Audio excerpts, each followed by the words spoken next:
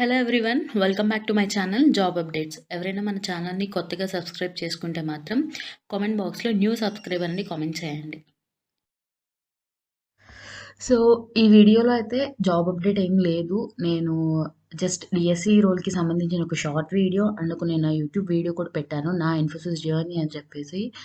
కాబట్టి దాని గురించి అయితే ఒకసారి నేను చెప్పబోతున్నాను. అంటే డిఎస్సి ఎగ్జామ్ ప్యాటర్న్ ఎలా ఉండబోతుంది, ఇంటర్వ్యూస్ ఎలా ఉండబోతుంది, అంటే ఎలాంటి క్వశ్చన్స్ అడుగుతున్నారు, అండ్ అసలు మనల్ని ఎలా సెలెక్ట్ చేసుకుంటారు ఏంటి అనేది నాకున్న నాలెడ్జ్ ప్రకారం నేనైతే ఈరోజు మీతో షేర్ చేసుకోబోతున్నాను. సో ఎవరైనా డౌట్స్ ఉంటే వాళ్ళు మాత్రం నన్ను కామెంట్ బాక్స్లో అడిగిన నేను డెఫినెట్గా రిప్లై ఇస్తాను. అండ్ తర్వాత ఎవరైనా అడిగిన దాన్ని బట్టి నేను తర్వాత అసలు నేను ఇంటర్వ్యూకి ఎలా ప్రిపేర్ అన్నది కూడా నేను నెక్స్ట్ వీడియోలో నేను షేర్ చేసుకుంటాను. సో ఇప్పుడైతే చూసేద్దాము. ఫస్ట్ డిజిటల్ స్పెషలిస్ట్ ఇంజనీర్ అంటే ఇది profile is use to call A system engineer అనమాట. ఇదివరకు మనకి సిస్టమ్ ఇంజనీర్గా పిలిచేవాళ్ళు, కానీ ఇది తర్వాత మనకి అప్డేట్ చేసిన తర్వాత మనకి డిజిటల్ స్పెషలిస్ట్ ఇంజనీర్గా మనకి చెప్పారనమాట. అండ్ ఈ డిఎస్సి టెక్నికల్ రోల్కి మనకి ఫుల్ స్టాక్ క్యాపబిలిటీస్ అయితే డెఫినెట్గా ఉండాలి. అండ్ ఆ ఫుల్ స్టాక్ క్యాపబిలిటీస్ అయితే మనకి artificial intelligent, automation, analytics, big data, digital commerce, interaction etcetera. So ఇలాంటి ఒక బేసిక్ డేటాబేసెస్ అయితే మన దగ్గర నాలెడ్జ్ అయితే ఉండాలి. అండ్ ఫస్ట్లీ మనకి అసలు ఎగ్జామ్ ప్యాటర్న్ ఎలా ఉండిద్ది అని మనం చూసుకుంటే మాత్రం, so the pattern of the exam is different from system engineer role as compare to digital specialist engineer role అనమాట. ఎందుకంటే మనకి ప్యాకేజ్ కూడా చాలా అంటే హాఫ్ మనకి వ్యారీ అయి ఉంటుంది. సిస్టమ్ ఇంజనీర్కి అయితే మనకి 3.6 ఉంటుంది, అండ్ డిజిటల్ స్పెషలిస్ట్కి అయితే మనకి 6.25. సో ఇప్పుడు మనకి అప్గ్రేడ్ చేశాను అన్నారు 6.5కి, బట్ చేశారా లేదా అన్న నాకు అంత నాలెడ్జ్ లేదు. సో 6.25 నేను అప్లై చేసిన అప్పుడైతే మాత్రం. సో ఇక్కడ మనకి డిఎస్సి రోల్కి మనకి వచ్చేసి ఎట్లా ఉంటుందంటే ప్యాటర్న్ 3 క్వశ్చన్స్ అయితే ఉంటాయి. మనకి 180 మినిట్స్ అయితే ఇస్తారు. ఇక్కడ నేను మెన్షన్ చేశాను, చూసుకోండి ఒకసారి.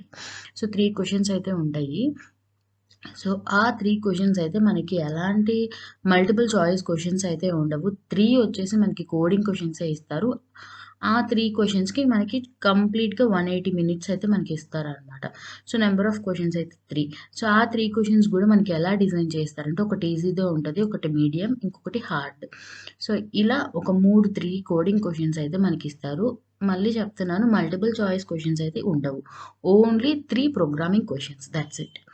అయితే మనం అసలు ఎలా ప్రిపేర్ అవ్వాలి ఏంటి అనేది ఒకసారి కనుక చూసుకుంటే, ఫస్ట్ మనకి 3 కోడింగ్ క్వశ్చన్స్ అయితే కండక్ట్ చేస్తారని చెప్పాను కదా. సో అసలు ఇవి కట్ ఆఫ్ ఎలా ఉంటాయో చూద్దాం. ఫస్ట్ ఒకటి ఈజీ ఉంటుంది. సో ఆ ఈజీకి మనకి ఎలా వస్తుందంటే aptitude, algorithm and data structures మీద మనకైతే ఇస్తాడనమాట. అంటే యాప్టిట్యూడ్ లేదన్నారు కదా, మల్టిపుల్ చాయిస్ మీద ఇవ్వరు, మనకి కోడింగ్ రూపంలోనే ఇస్తారు ఆ క్వశ్చన్స్ కూడా. సో మీడియం వచ్చేసరికి మనకి గ్రీడీ అల్గోరిథం ఆర్ ఇంకేమైనా దానిలో ఒక సబ్ టాపిక్స్ ఉంటే మాత్రం దానిలో ఇవ్వచ్చు. అండ్ హార్డ్లో వచ్చేసరికి మనకి డైనమిక్ ప్రోగ్రామింగ్ అయితే ఇస్తారు. సో ఇక్కడ అసలు మామూలుగా ప్రోగ్రామింగ్ లాంగ్వేజెస్ వాడు ఏమి అలో చేస్తాడంటే సి ఉంటుంది, C++, Java, Python, Java script. So ఈ పర్టికులర్ లాంగ్వేజెస్లో అయితే మనం కోడింగ్ చేయొచ్చు అండ్ కంపైల్ చేసి మనమైతే రన్ చేయొచ్చు అనమాట. మనకి వాడు అలో చేసే ప్రోగ్రామింగ్ లాంగ్వేజెస్ అయితే ఇవి. అండ్ ఇక్కడ చూసి చెప్పాను కదా, so easy, medium, hard. So ఈజీలో ఇది ఇస్తాడు, అండ్ మీడియంలో గ్రీడీ అల్గోరిథం ఇస్తాడు, అండ్ హార్డ్లో అయితే డైనమిక్ ప్రోగ్రామింగ్ ఇస్తాడు.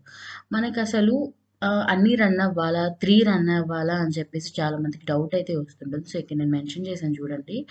సో అన్నీ రన్ అవ్వాలి అని అయితే రూల్ లేదు, బట్ టెస్ట్ కేసెస్ అయితే మినిమం పాస్ అవ్వాలి.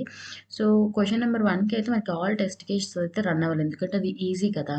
సో ఆల్ టెస్ట్ కేసెస్ అయితే రన్ అవ్వాలి. So 80% of the test cases run అయినా కూడా హై ఛాన్సెస్ అయితే ఉండొచ్చు.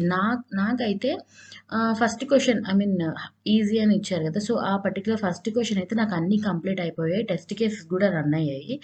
సెకండ్ క్వశ్చన్ నేను అటెంప్ట్ చేశాను కానీ కొంచెం నాకైతే టెస్ట్ కేసెస్ అన్నీ రన్ అవ్వలేదు నాకు. అండ్ థర్డ్ క్వశ్చన్ కూడా అంతే, కంపైల్ అయింది కానీ టెస్ట్ కేసెస్ అన్నీ రన్ అవ్వలేదు. జస్ట్ ఒక 80% ఆఫ్ టెస్ట్ కేసెస్ రన్ అయ్యాయి. అలాగే ఫస్ట్ది అయితే కంప్లీట్ కావాలి, సెకండ్ది కంపైల్ అయినా ఓకే, అండ్ థర్డ్స్ కూడా అంతే.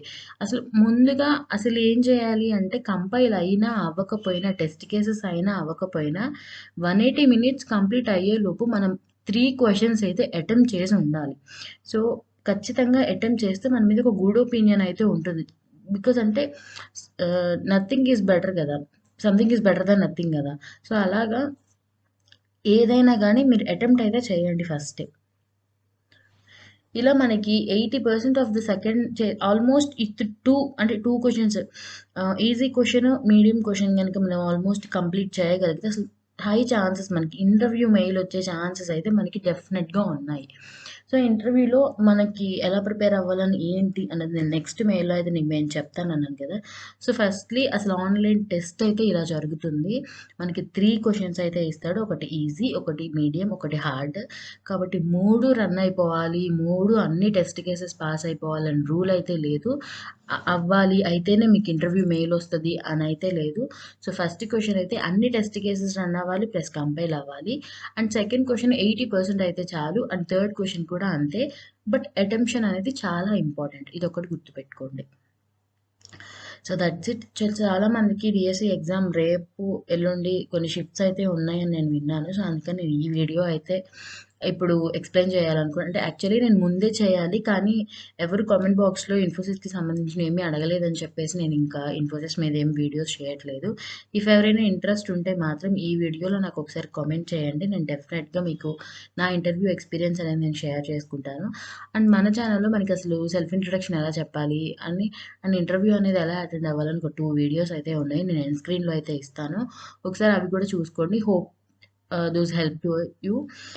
And thanks for watching. ఈ వీడియో కనుక ఎవరికైనా హెల్ప్ అవుతదనుకుంటే మీ ఫ్రెండ్స్‌కి కూడా షేర్ చేయండి. Thanks for watching. Subscribe our channel for more videos. Thank you.